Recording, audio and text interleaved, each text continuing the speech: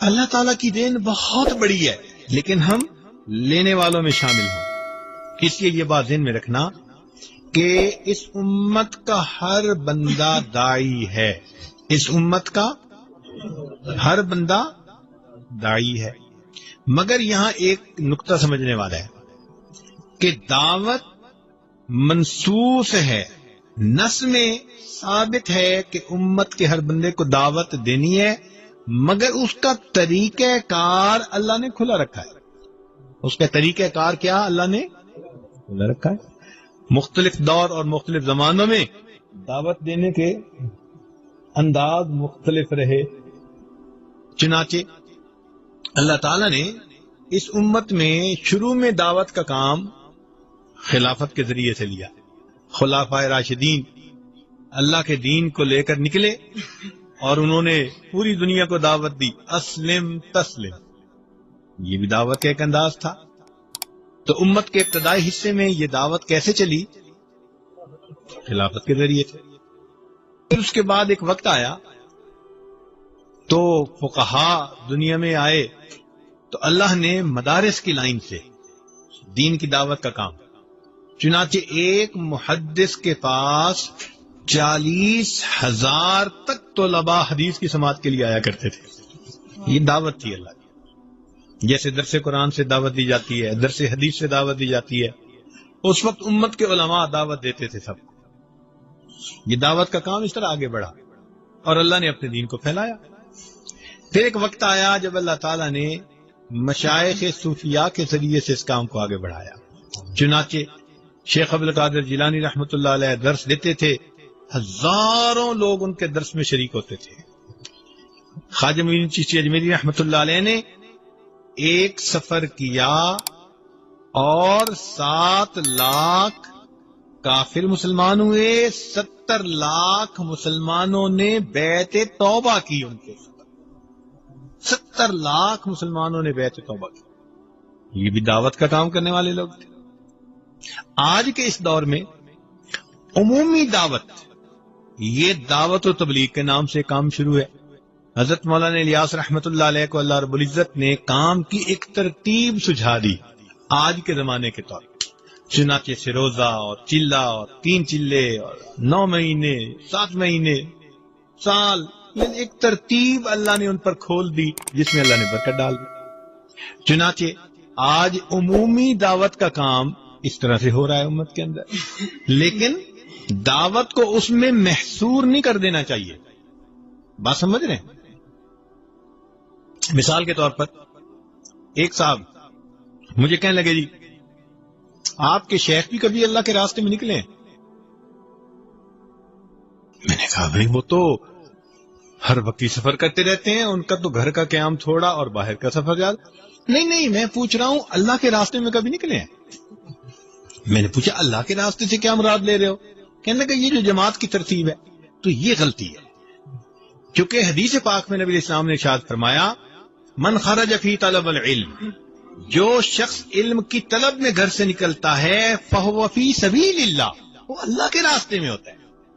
تو جب اللہ کے حبیب فرما رہے ہیں کہ جو طالب علم گھر سے علم طلب کرنے کے لیے نکلتا ہے وہ اللہ کے راستے میں ہوتا ہے، تو اس کو پھر جماعت کی ترتیب کے اندر محصور کر دینا یہ پھر غلطی ہے۔ یہ اکابر کی غلطی نہیں، یہ اس بندے کی غلطی ہے۔ تو جو نئے ٹوٹرو ہوتے ہیں نا، رنگ روٹ، پھر اس قسم کی باتیں وہ کرتے ہیں کہ وہ سمجھتے ہیں کہ بس اس ترتیب سے کام کرو گے تو یہ اللہ کا راستہ۔ میں نے اسے ایک سوال پوچھا، میں نے کہا کہ بھئی یہ بتاؤ کہ آپ جو سمجھ رہے ہو کہ جو ترتیب حضرت مولانا الیاس رحمت اللہ علیہ کے اوپر اللہ نے کھولی یہ اللہ کا راستہ ہے، تو پھر نبی علیہ الصلوۃ والسلام سے لے کر مولانا الیاس رحمت اللہ علیہ تک کے درمیان کے حصے میں لوگ اللہ کے راستے میں نہیں نکلا کرتے تھے؟ بھئی نبی علیہ الصلوۃ والسلام سے لے کر حضرت مولانا الیاس رحمت اللہ کے کام کھلنے سے پہلے تک درمیان کی امت بھی تو دعوت کا کام کرتی رہی نا۔ تو پھر اگر اللہ کا راستہ اسی پر ہم لگا دیں گے تو پھر درمیان کے لوگ کدھر گئے؟ تو اب وہ جا کے پھر اس کو بات سمجھ میں آئی۔ تو پھر میں نے کہا بھئی دعوت کے انداز ہوتے ہیں صبح کو جو عالم فجر میں مسجد میں بیٹھ کے درس قرآن دیتا ہے وہ بھی دعوت کا کام ہے، جو شام کو درس حدیث دیتا ہے وہ بھی دعوت کا کام ہے، جو امت کے واعظ جمعہ پڑھا رہے ہیں، بیانات کر رہے ہیں، یہ بھی دعوت کا کام ہے، جو مشائخ لوگوں کو اللہ کی طرف بلاتے ہیں یہ بھی دعوت کا کام۔ یہ انداز ہے مختلف، اس کو محصور نہیں کر لینا چاہیے۔ ہاں یہ ضرور کہنا چاہیے کہ عمومی دعوت کا کام اللہ رب العزت نے اس وقت جماعت کے ذریعے سے لیا ہے، اور ان کے لیے دعوت یعنی اس کے لیے خود بھی دعا کرنی چاہیے اور جتنا بھی ان کے تعاون ہو وہ کرنا چاہیے۔ یہ تو بات اپنی جگہ ٹھیک ہے۔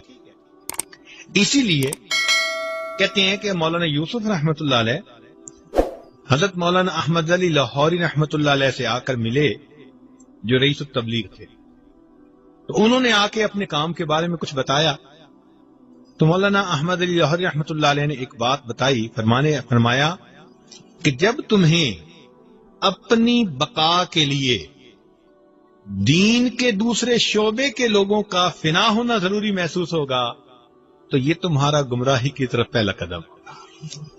جب تمہیں اپنی بقا کے لیے دوسرے شعبوں میں کام کرنے والے لوگوں کا فنا ہونا ضروری، تو اس لیے یہ بھی ایک غلط فہمی ہے کہ انسان یہ سمجھے کہ بس صرف یہ ایک دین کا کام ہے، مدارس والے دین کا کام کر رہے ہیں، اور یہ ترتیب نبی علیہ السلام سے چلی، اصحاب صفہ سے چلی اور آج تک چل رہی ہے۔ تو اس لیے طلباء کے ذہن میں یہ بات کھلی ہونی چاہیے کہ دعوت کا کام اللہ کی طرف سے منصوص قرآن و حدیث میں بتا دیا گیا ہے، لیکن طریقہ کار اللہ نے امت کے لیے کھلا چھوڑ دیا ہے۔ ہاں یہ ہے کہ دعوت کا طریقہ نور نبوت سے ماخوذ ہونا چاہیے، انداز نبوت کے خلاف نہیں ہونا چاہیے۔ اب جیسے ایک بندہ آ جائے تو جی میں ٹی وی پہ آ کر دین کی دعوت کا کام کروں گا، تو بھائی یہ چونکہ نبی علیہ السلام کے طریقے کے خلاف ہے، اس لیے اس میں نور نہیں، اس میں ظلمت ہوگی۔ بات سمجھ رہے ہیں نا؟ تو طریقہ کار ہر وہ ٹھیک ہوگا جو نور نبوت سے ماخوذ ہوگا، مگر اللہ نے اس کو کھول دیا۔ تو الحمدللہ اس وقت پوری دنیا کے اندر اس جماعت کے ذریعے سے اللہ تعالیٰ دین کا کام کروا رہے ہیں۔ ہماری دن رات کی دعائیں ہمارے ان بھائیوں کے لیے ہیں۔ اللہ تعالیٰ ان کی محنتوں کو قبول فرمائے اور ہمیں بھی اللہ تعالیٰ اس ترتیب پر چلنے کی توفیق عطا فرمائے۔ مگر جو مشائخ کام کر رہے ہیں، جو سیاست کے ایوانوں میں ہمارے علماء کام کر رہے ہیں، یہ سارا کا سارا دین کا ایک حصہ ہے۔ انسان کا جسم، اس میں آنکھ بھی ہوتی ہے، زبان بھی ہوتی ہے، کان بھی ہوتے ہیں، ہاتھ بھی ہوتے ہیں، پاؤں بھی ہوتے ہیں۔ سارا جسم ہاتھ بھی نہیں بن سکتا، سارا جسم آنکھ بھی نہیں بن سکتا، سارا جسم کان بھی نہیں بن سکتا۔ اسی طرح دین بہت وسعت رکھتا ہے اپنے اندر، اس کی اللہ نے مختلف انداز بنا دیے۔ مدارس والے بھی اپنی ترتیب سے کام کر رہے ہیں، خانقاہوں میں تربیت کے لیے اپنی ترتیب سے کام کر رہے ہیں، جو ایوانوں میں ظالم کی آنکھوں میں آنکھیں ڈال کے بات کرتے ہیں وہ اپنی ترتیب سے کام کر رہے ہیں، اور یہ جماعت کے دوست اپنی ترتیب سے کام کر رہے ہیں۔ تو یہ سارے کے سارے دین کے کام کرنے والے لوگ ہیں۔ اسی لیے دائی کے اندر یہ ایک صفت ہونی چاہیے کہ وہ دین کا کام کرے اور بقیہ شعبوں میں کام کرنے والوں کا احسان مند ہو کر کام کرے۔ بات سمجھ رہے ہیں؟ دائی کو کیا کرنا چاہیے کہ دین کا کام کرے اور جو بقیہ شعبوں میں کام کر رہے ہیں ان کا احسان مند ہو کر کام کرے۔ احسان مانے ہاں بھائی وہ میرے اوپر احسان کر رہے ہیں، وہ بھی دین کا کام کرے۔ حضرت مولانا اشرف علی تھانوی رحمت اللہ علیہ سے کسی نے پوچھا کہ حضرت علماء تو بڑا کام کرتے ہیں، تو اخلاص کے ساتھ کون کام کر رہا ہے یہ کیسے پتا چلے گا؟ تو حضرت نے فرمایا کہ بھائی جب کوئی دین کا کام کر رہا ہو اور وہ دیکھے کہ کوئی اور بھی دین کا کام کر رہا ہے تو وہ اپنے دل میں یہ سوچے کہ اس بھائی نے اس کام میں حصہ لے کر میرا بوجھ اس نے جو ہے وہ ہلکا کر دیا۔ چنانچہ ہوا کیا، جامعہ اشرفیہ بنایا حضرت مفتی محمد حسن رحمت اللہ علیہ نے۔ یہ حضرت تھانوی رحمت اللہ علیہ کے اجل خلیفہ تھے۔ چنانچہ حضرت تھانوی رحمت اللہ کی وفات پر جو حضرت مشہوب رحمۃ اللہ نے لکھا نا، اب تو اے حسن تو ہی آگے بڑھ، تو حسن سے مراد یہ مفتی حسن رحمۃ اللہ علیہ نے، یہ حضرت تھانوی رحمۃ اللہ کے بہت نمایاں خلفاء میں سے۔ خیر، اب کیا ہوا کہ جب جامعہ اشرفیہ نیلا گنبد میں بنا تو اس میں کام کرنے والے کچھ اساتذہ اور بھی تھے، اور ان کا مزاج ذرا حضرت مدنی رحمۃ اللہ علیہ کی ترتیب والا تھا، ان کا مزاج خانقاہی حضرت تھانوی رحمۃ اللہ والا تھا۔ تو ایک سال کے بعد انہوں نے محسوس کیا کہ بھئی یہاں تو میرا معاملہ ذرا مشکل ہے، لہذا بہتر ہے کہ میں اپنا کام کروں۔ چنانچہ انہوں نے جامعہ مدنیہ کے نام پہ کام شروع کر دیا، اور کام بھی کہاں، اسی محلے میں مکان کرائے پہ لے کر اب ادھر جامعہ اشرفیہ اور اسی گلی میں دوسری طرف جامعہ مدنیہ شروع ہو گیا کام۔ تو حضرت مولانا فضل الرحیم دامت برکاتہم جو جامعہ کے ماشاءاللہ نائب محتمم کے درجے کے لوگ ہیں، انہوں نے یہ واقعہ خود سنایا۔ کہنے لگے کہ ہم اس وقت بچے تھے جب ہمیں پتہ چلا نا کہ ہمارے مدرسے کے استاد اور نیا مدرسہ اور مدرسہ بھی اسی گلی میں، تو کہنے لگے بڑا غصہ آیا۔ میں ابو جی کے پاس گیا اور میں نے کہا دیکھا ابو جی کیا حال ہے ان لوگوں کا، مدرسہ بھی بنانا تھا تو بھائی کہیں اور بنا لیتے، اسی محلے اسی گلی میں۔ تو ابا جی نے پوچھا کہ بیٹے کہاں جا رہے ہو؟ میں نے کہا کہ ابو جی اماں نے یہ کام ذمہ لگایا ہے، کام کرنے جا رہا ہوں۔ فرمایا بیٹے کام کر کے آؤ تو پھر میں تمہیں اخلاص کا درس دوں گا۔ کہنے لگے میں کام کر کے واپس آیا، میں نے کہا کہ ابا جی آپ بتائیں۔ کہنے لگے ابا جی نے مجھے بٹھا لیا، فرمان لگے بیٹے یہ بتاؤ، اگر تمہارے سر پہ بوجھ ہو اور اتنا بھاری ہو کہ تمہاری گردن ٹوٹی جا رہی ہو، اٹھایا نہ جا رہا ہو، تمہیں ہر لمحے ڈر ہو کہ گر جاؤ گے، دب جاؤ گے بوجھ کے نیچے، اور اتنے میں کوئی بندہ آ جائے اور کہہ دے یار آدھا بوجھ میرے سر پہ رکھ دو میں تمہیں منزل تک پہنچا دیتا ہوں، تو وہ تمہارا دشمن ہوگا یا تمہارا دوست ہوگا؟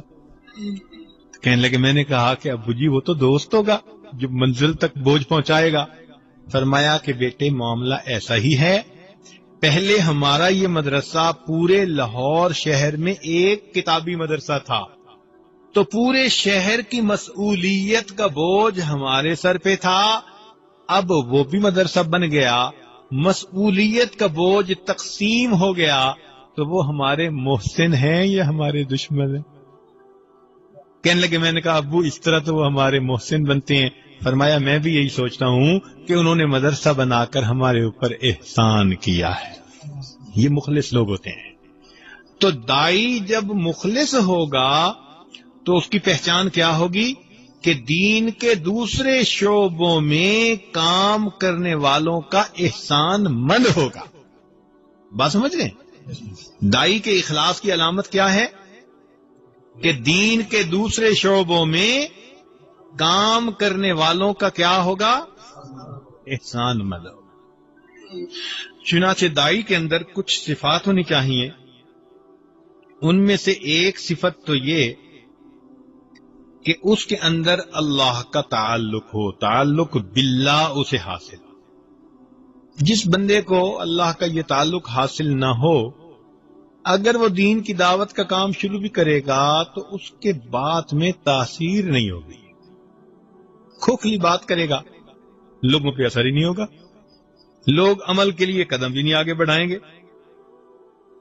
تو پہلی صفت کیا ہونی چاہیے کہ تعلق باللہ ہو، اللہ کے ساتھ محبت کا ایک رشتہ ہو۔ اس تعلق باللہ کی بنا پر اس کی بات کے اندر برکت آئے گی، تاثیر آئے گی، اور اس کی بات سن کر لوگ اپنی زندگیوں کو بدلنے کے لیے تیار ہو جائیں گے۔ اور دوسری بات یہ کہ اس دعوت کو یہ کسی غرض کی وجہ سے نہ کرے، مثلا واز کیا اور امید رکھی کہ بھئی اس واز کے بدلے خدمت کریں گے۔ حضرت تھانوی رحمۃ اللہ فرماتے ہیں آج کل تو یہ حال ہے کہ مرید اپنے بال کھجانے لگے تو پیر سمجھتا ہے کہ شاید سر میں سے ہدیے کے پیسے نکال کے دے دے گا۔ تو یہ دل میں توقع نہ رکھے، نبی علیہ السلام کا طریقہ کار کیا تھا؟ یا قوم لا اسألکم علیہ اجرا، اے قوم میں تم سے کوئی اس پر اجر نہیں چاہتا، کوئی بدلہ نہیں مانگتا۔ اور واقعی جو داعی ہوتے ہیں وہ ایسے ہوتے ہیں۔ ہمارے حضرت رحمت اللہ علیہ جاتے تھے تو کہیں واز کرنے بیٹھتے نا تو لوگوں کی عادت ہوتی ہے اٹھتے ہیں، چلنا پھرنا، تربیت تو ہر جگہ ہوتی نہیں، بڑے ناراض ہوتے تھے اور فرماتے تھے کہ لوگوں میں تم سے کچھ لینے نہیں آیا، میں تمہیں کچھ دینے کے لیے آیا ہوں۔ یہ فرماتے میں لینے کے لیے نہیں آیا تمہیں، چونکہ جب لینا ہوتا ہے پھر لوگوں کی رعایت بھی کرنی پڑتی ہے۔ ہماری حضرت عجیب بات فرماتے تھے، کہتے تھے کہ یہ جو حلوہ ہے نا یہ پیر اور مولوی صاحب کے منہ کا سیمنٹ ہے، جب حلوہ کھا لیتا ہے بندہ تو منہ جڑ جاتا ہے، پھر بندہ کچھ نہیں کہہ سکتا، ان کو پھر روک ٹوک نہیں کر سکتا، پھر ان کی مان کے چلنا پڑتا ہے۔ تو داعی کو اس معاملے میں کیا ہونا چاہیے؟ بے غرض ہونا چاہیے۔ جیسے ہمارے الحمدللہ جماعت کے بھائی اپنا کھانا، اپنا پینا، اپنا وقت، اپنا پیسہ، سب کچھ اپنا، جہاں جاتے ہیں وہاں بالکل بے غرض ہو کر جاتے ہیں، اس لیے اللہ نے ان کے کام کے اندر برکت رکھی۔